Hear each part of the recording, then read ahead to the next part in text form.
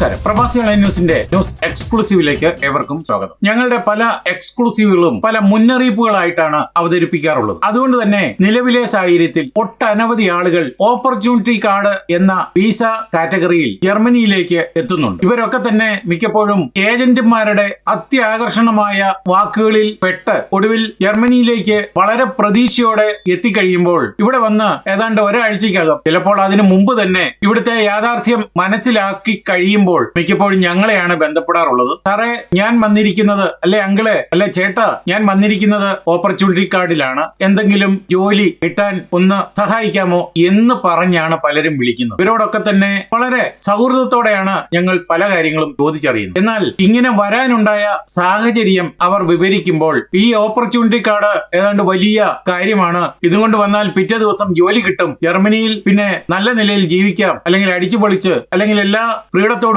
സ്വാതന്ത്ര്യത്തോടുകൂടിയും ഇവിടെ ജീവിക്കാം എന്നുള്ള ഒരു വലിയ സങ്കല്പമാണ് ഇവരെയൊക്കെ ഇവിടെ എത്തിക്കുന്നത്. എന്നാൽ സംഭവം നേരെ വിപരീതമാണ്. പ്രത്യേകിച്ച് യുദ്ധ സാഹചര്യങ്ങൾ കൂടുതലായി കടുപ്പിച്ച് മുന്നോട്ട് പോകുമ്പോൾ ജർമ്മനി യുദ്ധം ചെയ്യുന്നില്ലെങ്കിലും റഷ്യ ഉക്രൈൻ യുദ്ധത്തിന്റെ ഏറ്റവും വലിയ പ്രശ്നം നേരിട്ടിരിക്കുന്നത് ജർമ്മനിക്കാണ്. അതുകൊണ്ട് തന്നെയാണ് ജർമ്മനി ഇപ്പോൾ പല മേഖലകളിലും കൂപ്പുകുത്തി തകർന്നടിഞ്ഞു പോകുന്നത്. അതുകൊണ്ട് തന്നെ ഇത്തരത്തിലുള്ള ആളുകൾ ജർമ്മനിയിലേക്ക് വണ്ടി കയറുന്നതിന് മുമ്പ്, വിമാനം കയറുന്നതിന് മുമ്പ് രണ്ടു വട്ടം ചിന്തിക്കുക. ഞങ്ങൾ ഈ പറയുന്ന കാര്യങ്ങൾ കൃത്യമായിട്ടുള്ള വിശകലനമാണ്. ഞങ്ങളെ പലപ്പോഴും ഏറെ സ്വാഗതാർഹമായി എല്ലാവരും നെഞ്ചോട് ചേർത്ത് പിടിക്കുന്നുണ്ടെങ്കിലും ചിലരൊക്കെ ഞങ്ങൾ നെഗറ്റീവ് പാർട്ടിയാണ്, നെഗറ്റീവിന്റെ ഉസ്താദന്മാരാണ് എന്ന് പറഞ്ഞാണ് കമന്റ് ഇടുന്നത്. ഇതൊന്നും ഒരു വിഷയമാക്കി പറയുന്നതല്ല, ചിലരുടെ പ്രതികരണം കാണുമ്പോൾ പറയുന്നു എന്ന് മാത്രമേ ഉള്ളൂ. അപ്പോൾ പറഞ്ഞു വരുന്നത്, ജർമ്മനിയിലേക്ക് വണ്ടി കയറും മുമ്പ് അറിഞ്ഞിരിക്കേണ്ട യാഥാർത്ഥ്യങ്ങളെ പറ്റിയാണ്. വ്യാജ വാഗ്ദാനങ്ങളാകാം, വ്യാജ അറിയിപ്പുകളാകാം, ഇതെല്ലാം തന്നെ നിങ്ങളെ കൊടുക്കാൻ മാത്രമേ ഇവിടെ സഹായിക്കൂ. അതുകൊണ്ട് തന്നെ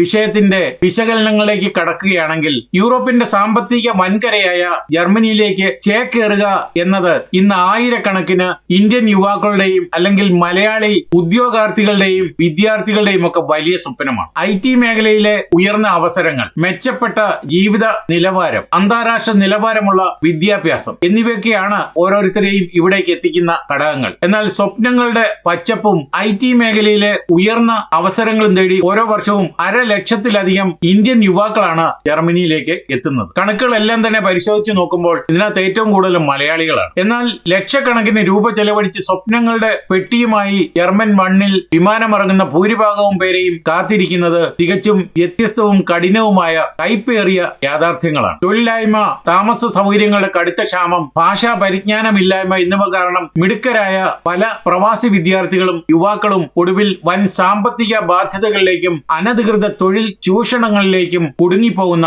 അവസ്ഥയാണ്. ഇത്തരത്തിൽ വരുന്നവർ ആത്മഹത്യക്ക് വരെ തുനിഞ്ഞ സംഭവങ്ങളുണ്ട്. ഇവിടുത്തെ ഈ കഴിഞ്ഞ കാലയളവിൽ ഉണ്ടായിട്ടുള്ള എല്ലാ മരണങ്ങളിലും ഇടപെട്ടിട്ടുള്ള ഒരു വ്യക്തി എന്ന നിലയിൽ ഇതിന്റെ വിശദാംശങ്ങൾ എല്ലാം തന്നെ ട്രാൻസ്പെറന്റായി ഞങ്ങൾക്കറിയാം. പക്ഷെ ഞങ്ങളത് പുറത്തു വിടുന്നില്ല എന്നുള്ള ഒരു കാര്യം മാത്രമേ ഉള്ളൂ. പുറത്തു വിടേണ്ട സാഹചര്യം ഉണ്ടാകുമ്പോൾ ഞങ്ങളത് കൃത്യമായിട്ടും പുറത്തു വിടും. അതുകൊണ്ട് തന്നെ ഇത്തരം കാര്യങ്ങളെപ്പറ്റി ഇതിനകത്ത് കൂടുതലായി പറയുന്നില്ല. ഭാഷാ പരിജ്ഞാനമില്ലായ്മ എന്നിവ ഒരു വലിയ ഘടകമായി തന്നെ നിലനിൽക്കുന്നു. അത് മാത്രമല്ല, അനധികൃത തൊഴിൽ ചൂഷണങ്ങളിലും ഗിഗ് വർക്കുകളിലും കുടുങ്ങിപ്പോകുന്ന അവസ്ഥയാണുള്ളത്. കഴിഞ്ഞ ദിവസം ഏതാണ്ട് 8 പേരെ ബന്ധിപ്പിച്ചിട്ടുള്ള ഓപ്പർച്യൂണിറ്റി കാർഡിൽ വന്നിട്ടുള്ള ഒരു സംഭവം ഈ അവസരത്തിൽ ഞാൻ ഓർത്തു പോവുകയാണ്. അത് മറ്റൊന്നുമല്ല, മലയാളികളാണ്. 17 ലക്ഷം കൊടുത്ത് ഓപ്പർച്യൂണിറ്റി കാർഡിൽ ജർമ്മനിയിൽ എത്തിയിരിക്കുകയാണ്. വിസ കാറ്റഗറി ഏതെന്ന് ചോദിച്ചപ്പോൾ റെസ്റ്റോറന്റിൽ പാഹ് ലോയിറ്റി ആയിട്ടാണ് ഇവർക്ക് കിട്ടിയിരിക്കുന്നത്. റെസ്റ്റോറന്റ് ഏതാന്ന് ചോദിച്ചപ്പോൾ തമിഴ് വംശജര് നടത്തിക്കൊണ്ടു പോകുന്ന ഒരു ചെറിയ, നാട്ടിൽ പറയുകയാണെങ്കിൽ ചെറിയ ഒരു ചായക്കട. ഇവിടെ ചായക്കട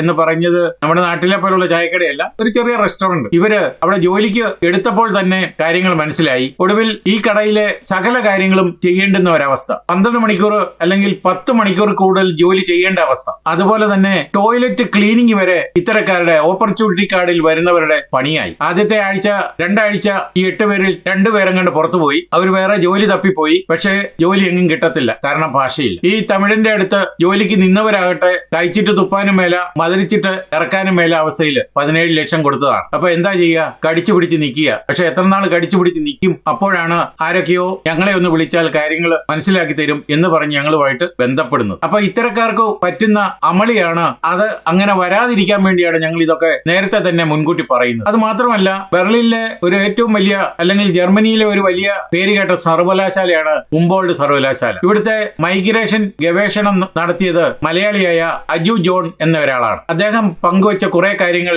പല റിപ്പോർട്ടുകളിലും ഞാൻ കണ്ടതിന്റെ വെളിച്ചത്തിൽ അതിനെപ്പറ്റി അന്വേഷിച്ചിട്ടാണ് ഇത്തരമൊരു എക്സ്ക്ലൂസീവ് തന്നെ തയ്യാറാക്കിയിരിക്കുന്നത്. അതുകൊണ്ട് ജർമ്മനിയിലേക്ക് വിമാനം കയറുന്ന ആരായാലും ഞങ്ങൾ ഈ പറയുന്നത് ശ്രദ്ധിച്ചു കേൾക്കണം. നിങ്ങളൊക്കെ അറിഞ്ഞിരിക്കേണ്ട കടുപ്പമേറിയ യാഥാർത്ഥ്യങ്ങളാണ് ഞങ്ങളിപ്പോൾ വിശദീകരിക്കുന്നത്. ജർമ്മനിയിൽ എത്തുന്നതിന് മുമ്പ് ജർമ്മൻ ഭാഷ പഠിക്കുക. ജർമ്മൻ ഭാഷ പഠിക്കുക എന്ന് പറഞ്ഞാൽ അത് എല്ലാവർക്കും ഇഷ്ടമുള്ള കാര്യമല്ല, താല്പര്യമുള്ള കാര്യമല്ല. ജർമ്മൻ ഭാഷ പഠിച്ചാൽ ജർമ്മനിയുമായിട്ട് ഇന്റഗ്രേറ്റ് ചെയ്യാൻ സാധിക്കും. ഇവിടെ വന്നിട്ട് പഠിക്കാമെന്ന് വെച്ചാൽ അതോട്ട് നടക്കത്തുമില്ല. കാരണം ജർമ്മനിയിൽ എത്തിയ ശേഷം കാര്യങ്ങൾ പതുക്കെ പഠിച്ചെടുക്കാം എന്ന് വിചാരിക്കുന്നത് വലിയ അബദ്ധമാണ്. അതിന്റെ മറ്റൊരു കാരണം സമയം കിട്ടുകയലാഴിയ എന്നതാണ്. തൽക്കാലത്തിന് ഒരു ജോലി ചെയ്യാം, ഓപ്പർച്യൂണിറ്റി കാർഡിൽ വന്ന് താൽക്കാലികമായിട്ട് അന്നേരം നിലനിർത്തി പോകാനുള്ള ഒരു ജോലി ചെയ്യാം എന്നുള്ളത് മാത്രമേ ഉള്ളൂ. ശരിക്കുള്ള ജോലി ഏത് കാറ്റഗറിയിലാണോ വന്നിരിക്കുന്നത് അതനുസരിച്ചിട്ടുള്ള വിസയിൽ മാത്രമേ എഗ്രിമെന്റ് കിട്ടുകയുള്ളൂ, വിസ കിട്ടുകയുള്ളൂ. അപ്പൊ ഇതൊക്കെ തന്നെ പല ഏജൻസികളും പറഞ്ഞു പറ്റിക്കുന്ന ഒരു സാഹചര്യം നാട്ടിലുണ്ട്. ഇക്കാര്യം ഞാൻ കഴിഞ്ഞ ദിവസത്തെ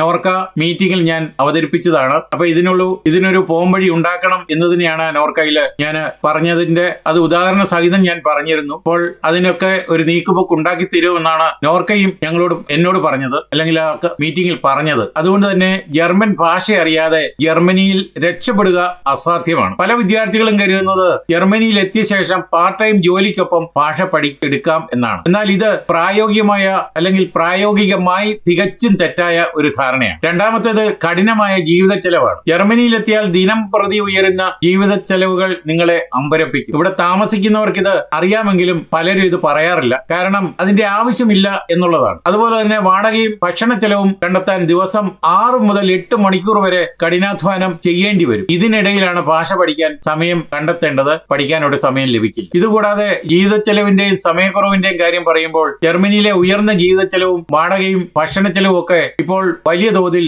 ആയിട്ട് തീർന്നിരിക്കുകയാണ്, കോസ്റ്റ്ലി ആയിട്ട് തീർന്നിരിക്കുകയാണ്. അതുകൊണ്ട് ജർമ്മനിയിലേക്ക് വരുന്നവർ മുൻകൂട്ടിയുള്ള ഒരു തയ്യാറെടുപ്പ് നടത്തേണ്ടിയിരിക്കും. ഈ രാജ്യത്തേക്ക് വരുന്നതിന് മുമ്പ് തന്നെ ചുരുങ്ങിയത് 6 മാസമെങ്കിലും നാട്ടിൽ നിന്നും ജർമ്മൻ ഭാഷ പഠിച്ച് B1 അല്ലെങ്കിൽ B2 ലെവൽ യോഗ്യത നേടിയിരിക്കുന്നതാണ് ഏറ്റവും നല്ലത്. ഇംഗ്ലീഷ് മാത്രം നമുക്ക് ഇവിടെ ഉപയോഗിച്ച് സ്ഥാപനങ്ങളിൽ ജോലി ചെയ്യാം എന്ന് കരുതുന്നവർക്ക് ഇപ്പോൾ അടിമുടി തെറ്റും എന്ന് തന്നെ ഞങ്ങൾ പറയും. അതായത് ഇംഗ്ലീഷ് മാത്രം ഉപയോഗിക്കാവുന്ന സ്ഥാപനങ്ങളിൽ പോലും ജർമ്മൻ അറിയാവുന്നവർക്കാണ് ജോലി ലഭിക്കാനുള്ള മുൻഗണന ലഭിക്കുന്നത്. അതെന്തൊന്നും മുൻപ് ഇങ്ങനെയല്ലായിരുന്നു. പക്ഷേ ഇപ്പോഴത്തെ സാഹചര്യം ഇതാണ്. ഇനി അടുത്തത് വൻ സാമ്പത്തിക ബാധ്യതയാണ്. ബ്ലോക്ക്ഡ് അക്കൗണ്ട് 12,000 യൂറോ ഉൾപ്പെടെ ഒരു വിദ്യാർത്ഥിക്ക് ജർമ്മനിയിൽ എത്തിപ്പെടാൻ ചുരുങ്ങിയത് 20,000-ഓളം യൂറോയോളം ചെലവാകും. ഏകദേശം 18 മുതൽ 20 ലക്ഷം ഇന്ത്യൻ രൂപ. ഇത്തരത്തില് പൈസയെല്ലാം സംഘടിപ്പിച്ച് ബ്ലോക്ക്ഡ് അക്കൗണ്ട് ഉണ്ടാക്കി എത്തുന്നതോ വ്യാജ സ്വകാര്യ സർവകലാശാലകളിൽ ആണ്. ഇത്തരക്കാർക്കാണ് ഏറ്റവും കൂടുതൽ അമളി പറ്റുന്നത്. ഇതിനെപ്പറ്റി ഞങ്ങൾ പലപ്പോഴും വീഡിയോ ചെയ്തിട്ടുള്ളതാണ്, പറഞ്ഞിട്ടുള്ളതാണ്. ബെർലിനിലെ സ്വകാര്യ സർവകലാശാലകളിൽ നിന്നും ഡീപ്പോർട്ട് ചെയ്യാൻ പേപ്പർ കിട്ടിയ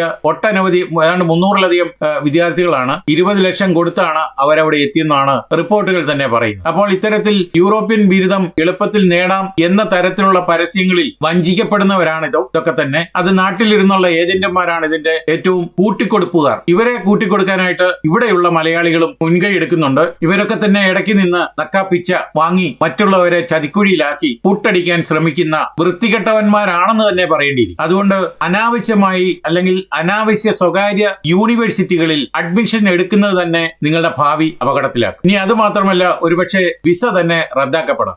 ഞാൻ പറഞ്ഞതുപോലെ സ്വകാര്യ സർവകലാശാലകളിൽ അംഗീകാരമില്ലാത്ത കോഴ്സുകൾക്ക് ചേർന്ന് ഒടുവിൽ ആദ്യം വിസ ലഭിക്കുമായിരിക്കും. എന്നാൽ വിസ ഒടുവിൽ റദ്ദാക്കപ്പെടുന്ന അവസ്ഥയും ഡീപ്പോർട്ടേഷനിലേക്ക് വരെ എത്തുന്ന സംഭവവും ഇവിടെ നിരവധി ഇപ്പോൾ ഉണ്ടായിക്കൊണ്ടിരിക്കുന്ന സാഹചര്യമാണുള്ളത്. അതുകൊണ്ട് കഴിഞ്ഞ വർഷങ്ങളിലെ അല്ലെങ്കിൽ ബെർലിനിലെ ചില പ്രൈവറ്റ് സർവകലാശാലകളുടെ അംഗീകാരം ഇമിഗ്രേഷൻ വിഭാഗം റദ്ദാക്കിയതാണ് ഇതിനെല്ലാം കാരണം. അപ്പൊ ഇത്തരത്തിൽ പ്രശ്നങ്ങൾ ഉണ്ടാകുന്നിടത്ത് അത് ഞങ്ങൾ കൃത്യമായി റിപ്പോർട്ട് ചെയ്യുന്ന ഒരു മീഡിയ എന്ന നിലയിൽ ഞങ്ങൾ പറയുന്നത് തീർത്തും എല്ലാവർക്കും മനസ്സിലാകുന്ന രീതിയിൽ തന്നെയാണ് ഞങ്ങൾ പറയാറുള്ളത്. പലപ്പോഴും ഞങ്ങൾ പറയുന്നത് ചെവിക്കൊള്ളാറില്ല. അതുകൊണ്ട് ഇത്തരത്തിൽ പഠിക്കാൻ വരുന്നവർ പബ്ലിക് യൂണിവേഴ്സിറ്റികൾ തിരഞ്ഞെടുക്കുക. ഇനി മാർക്ക് കുറവാണെങ്കിൽ പോലും സ്വകാര്യ യൂണിവേഴ്സിറ്റികൾ തിരഞ്ഞെടുക്കുന്നതിൽ തെറ്റില്ല. പക്ഷേ അതിന് പഠിക്കാൻ വരുന്ന കോഴ്സിന് റെക്കഗ്നീഷൻ ഉണ്ടോ എന്നുള്ള കാര്യം ആദ്യം മനസ്സിലാക്കണം, ആദ്യം അന്വേഷിക്കണം. എന്നിട്ട് വേണം നിങ്ങൾ അവിടേക്ക് അഡ്മിഷൻ എടുക്കാൻ. അതുകൊണ്ട് ജർമ്മനിയിലെ മികച്ചതും സൗജന്യവുമായ പബ്ലിക് യൂണിവേഴ്സിറ്റികളിൽ അഡ്മിഷൻ നേടാൻ പരമാവധി ശ്രമിക്കും. ഇവിടെ നിർബന്ധിത സൗജന്യ പഠനത്തോടൊപ്പം ഇംഗ്ലീഷിലുള്ള ധാരാളം കോഴ്സുകളും ഉണ്ടെന്നുള്ള കാര്യം പകൽ വെളിച്ചം പോലെ എല്ലാവർക്കും അറിയാവുന്നതാണ്. അതുകൊണ്ട് അതിനെപ്പറ്റി കൂടുതൽ പറയുന്നില്ല. ഇനി അടുത്തത് സബ് കോൺട്രാക്ട് ഡെലിവറി ജോലികൾ ഒഴിവാക്കുക എന്നുള്ളതാണ്. ഫുഡ് ഡെലിവറി, പാഴ്സൽ സർവീസ് അല്ലെങ്കിൽ ലോജിസ്റ്റിക് മേഖലയിലെ സബ് കോൺട്രാക്ട് ജോലികൾ കടുത്ത തൊഴിൽ ചൂഷണത്തിനാണ് ഇപ്പോൾ വഴി വെച്ചുകൊണ്ടിരിക്കുന്നത്. ഇതിന്റെ എല്ലാം ഇടയിൽ നിൽക്കുന്നത് ഇവിടെ നേരത്തെ എത്തിയിട്ടുള്ള മലയാളികളാണ്. ഈ വിദ്യാർത്ഥികളായിട്ടോ അല്ലെങ്കിൽ ഏറ്റവും കഴിഞ്ഞ ഒരു 3 വർഷത്തിനുള്ളിൽ അല്ലെങ്കിൽ 4 വർഷത്തിനുള്ളിൽ എത്തിയിട്ടുള്ള മലയാളികൾ തന്നെ പാരവെക്കുന്ന സമ്പ്രദായമാണ്. ഇതിനിടയിലാണ് ഈ വെട്ടിപ്പും തട്ടിപ്പും സാമ്പത്തിക നേട്ടങ്ങൾ ഉണ്ടാക്കാൻ ചിലർ കച്ചകെട്ടി ഇറങ്ങിയിരിക്കുന്നത്. അതുകൊണ്ട് ദയവായി ഇത്തരക്കാരെ അകറ്റി നിർത്തുക. അടുത്തത് അനധികൃത വേതന വെട്ടിപ്പാണ്. മണിക്കൂർ അടിസ്ഥാനത്തിൽ മിനിമം വേതനം 13.9 യൂറോ എന്ന് ജർമ്മൻ സർക്കാർ പ്രഖ്യാപിച്ചിട്ടുള്ള ഒരു രാജ്യത്ത് ഏതെങ്കിലും ഡെലിവറി ജോലി കിട്ടിക്കഴിയുമ്പോൾ അവിടുന്ന് ലഭിക്കുന്നത് ഇതിലും താഴെയായിരിക്കും. അത് തന്നെ ഏറ്റവും വലിയ നിയമപ്രകാരം നോക്കിയാൽ ഏറ്റവും വലിയ കുറ്റം ആണ്. അത് ചൂണ്ടിക്കാണിച്ചാൽ ജോലി ചെയ്യിക്കുന്ന ആളിനെയും അതിന് കൂട്ടുനിന്ന ആളിനെയും കോടതി ശിക്ഷിക്കും എന്നുള്ള കാര്യം, അതും പിഴയോടുകൂടിയാണ് ശിക്ഷ ലഭിക്കുന്നത്. അതുകൊണ്ട്